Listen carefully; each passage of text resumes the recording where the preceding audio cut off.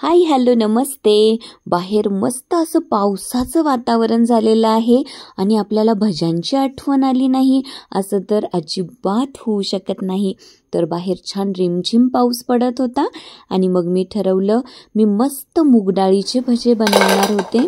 आवाज ऐका किती छान आवाज येतोय, मस्त कुरकुरीत झालेले आहेत हे भजे आणि सोबत मस्त मी हिरवी मिरची छान तळून घेतली होती। यासोबतच मी बटाटा भजी बनवले होते। तर बटाटा भजी सुद्धा एकदम मस्त झाले होते। त्याची रेसिपी मात्र मी नेक्स्ट व्हिडिओमध्ये शेअर करणार आहे। आज मी शेअर करणार आहे मूग डाळीचे मस्त असे कुरकुरीत भजे। तर बघा, यासाठी मी इथे जवळजवळ 1.5 वाटी एवढी मूग डाळ, 1.5 मोठी वाटी एवढी मूग डाळ स्वच्छ धुवून घेतली होती आणि मी OPD मध्ये जाण्याच्या अगोदर ही डाळ भिजायला टाकली आणि जवळजवळ 3.5 ते 4 तासांनंतर डाळ मस्त भिजलेली होती। OPD मधून आल्यानंतर मग मी हे मूग डाळीचे मस्त भजे बनवलेत। तर बघा, ही डाळ 3-3.5 तासांनंतर एकदम छान भिजते। इथे तुम्ही बघू शकता डाळ किती छान भिजलेली आहे, मस्त तुटते आहे बघा। नंतर मी ही जी डाळ आहे ती मिक्सर जारमध्ये ट्रान्सफर केली, त्यातील पाणी जरा काढून घेतलं आणि मग ही डाळ मिक्सर जारमध्ये मी ट्रान्सफर केली। नंतर ह्यामध्ये मी अद्रक आणि लसूण ॲड करणार होते। अद्रक व्यवस्थित सोलून आणि ठेचून घेतलं होतं आणि भरपूर अशा सोलून घेतलेल्या लसूण पाकळ्याही मी यामध्ये ॲड केल्या होत्या। आपल्याला अगदी फाईन पेस्ट करायची नाही, तर जरा जाडसरच हे वाटण ठेवायचं आहे। तर ही भजी अतिशय कुरकुरीत होण्यासाठी मी नंतर एक ट्रिक शेअर करणार आहे, तर सगळ्यांनी व्हिडिओ शेवटपर्यंत नक्की बघा। हे बघा, नंतर ह्यामध्ये मी पाव छोटा चमचा एवढी हळद ॲड केली, चवीपुरतं मीठ ॲड केलं। ह्या जवळजवळ 5-6 हिरवी मिरची होत्या, त्या बारीक चॉप करून घेतल्या। कांदाही जवळजवळ 1.5 मोठा कांदा मी इथे कापून घेतला होता आणि भरपूर अशी कोथिंबीर मी इथे बारीक कट करून ॲड केली आणि हा 1 छोटा चमचा एवढा ओवा मी हातावरच क्रश करून यामध्ये ॲड केला। त्यानंतर 2 छोटे चमचे एवढी मी इथे धने पावडर ॲड करत आहे।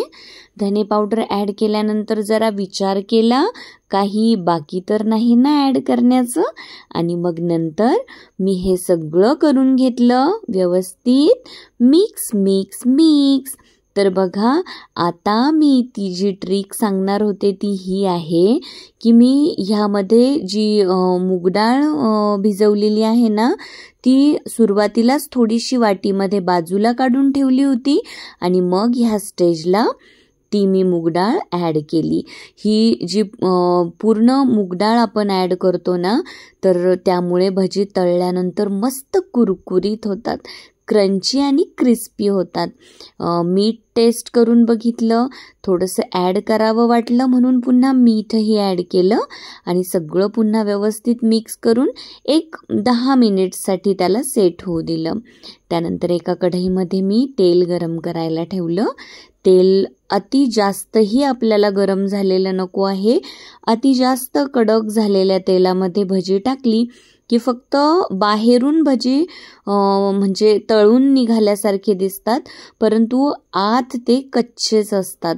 त्यामुळे तेल व्यवस्थित तापू द्यायचं, अति जास्तही तापू द्यायचं नाही।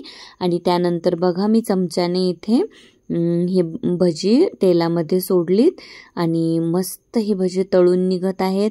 नंतर मी भरपूर अशा हिरव्या मिरच्या 2-2 भाग करून घेतल्या होत्या, त्याही भज्यांसोबतच कढईमध्ये तळण्यासाठी टाकल्या। आणि असं बघा, मिरची तेलामध्ये टाकल्यानंतर वरून झाकण ठेवून द्यायचं, कारण मिरचीचं बी आणि मिरची उडण्याची शक्यता असते। आणि असं झाकण पकडूनच मग मी ही मिरची व्यवस्थित तळून घेतली। मला तर अतिशय जास्त भीती वाटते आणि मला माहीत आहे हा चटका किती भयानक बसतो, खूपच त्रास होतो चटका बसल्यानंतर। आणि बघा, नंतर ह्या मिरची तळल्या गेल्यानंतर मी तेलातून मिरची सेपरेट करून घेतल्या आणि मस्त मिरचीवर छान मीठ टाकून मस्तपैकी मिक्स करून घेतलं। तर बघा आपली भजी मस्त रेडी आहे.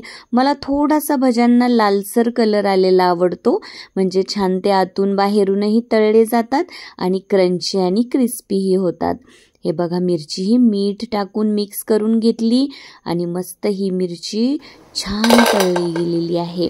भज्यांचा आवाज तर ऐका, किती मस्त आवाज येतोय. आवाजावरूनच समजतंय भजी एकदम कुरकुरीत झालेली आहेत.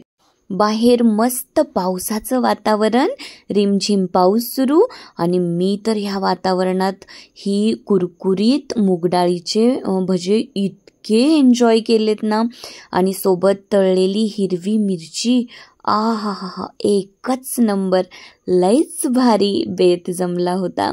तर बघा सर्वांनी ही रेसिपी नक्की ट्राय करा. रेसिपी आवडत असेल तर माझ्या चॅनलला लाईक, शेअर, सबस्क्राईब करायला अजिबात विसरू नका.